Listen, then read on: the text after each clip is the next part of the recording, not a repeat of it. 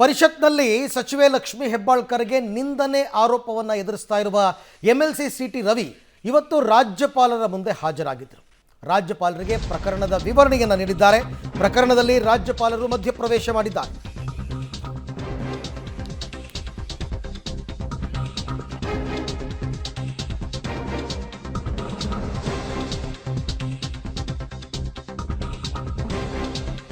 ಪರಿಷತ್ನಲ್ಲಿ ಸಚಿವೆ ಲಕ್ಷ್ಮಿ ಹೆಬ್ಬಾಳ್ಕರ್ಗೆ ನಿಂದನೆ ಆರೋಪ.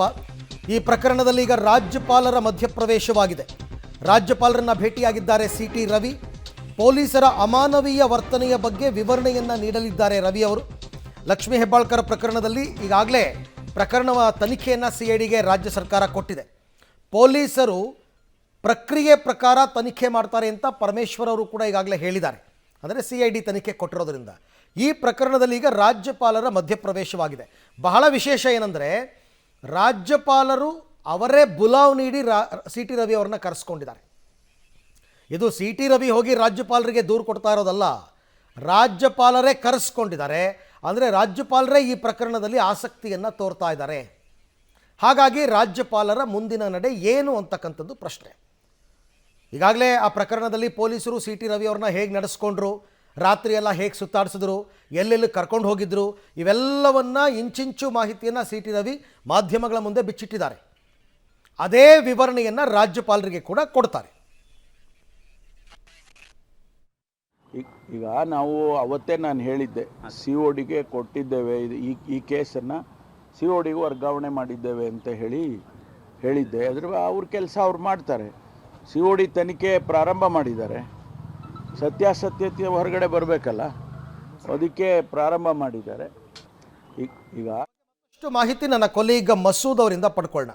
ಮಸೂದ್, ಈ ಪ್ರಕರಣದ ತನಿಖೆಯನ್ನು ರಾಜ್ಯ ಸರ್ಕಾರ ಈಗಾಗಲೇ CIDಗೆ ಒಪ್ಪಿಸಿದೆ. ನಂಬರ್ 1, CID ಅವರು ಇವತ್ತಿನಿಂದ ತನಿಖೆ ಕೂಡ ಆರಂಭ ಮಾಡಿದ್ದಾರೆ. ಈ ಮಧ್ಯೆ ರಾಜ್ಯಪಾಲರೇ ಬುಲಾವ್ ನೀಡಿ ಸಿಟಿ ರವಿ ಅವ್ರನ್ನ ಕರೆಸಿ ವಿವರಣೆ ಕೇಳ್ತಾ ಇರ್ತಕ್ಕಂಥ ಮಹತ್ವ ಏನು? ಅಂದರೆ ರಾಜ್ಯಪಾಲರೇ ಸ್ವಇಚ್ಛೆಯಿಂದ ಪ್ರಕರಣದಲ್ಲಿ ಮಧ್ಯಪ್ರವೇಶ ಮಾಡಿದಾರಾ?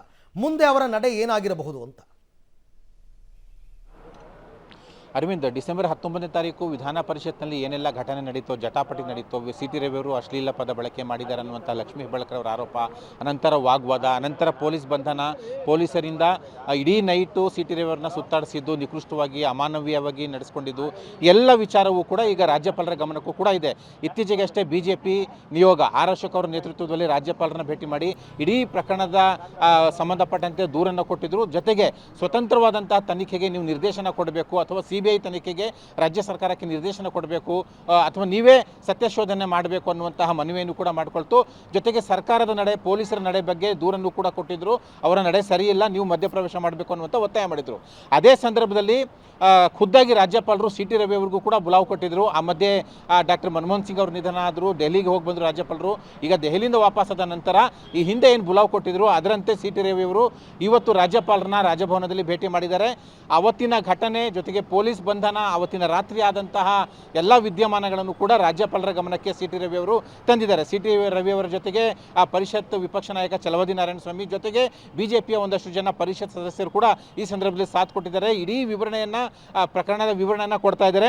ರಾಜ್ಯ ಸರ್ಕಾರ COD ತನಿಖೆಗೆ ಆದೇಶ ಮಾಡಿರುವಂಥದ್ದು ಈಗಾಗಲೇ ಬೆಳಗಾವಿ ಪೊಲೀಸರು ಕೂಡ ತನಿಖೆ ಮಾಡ್ತಾ ಇದ್ದಾರೆ.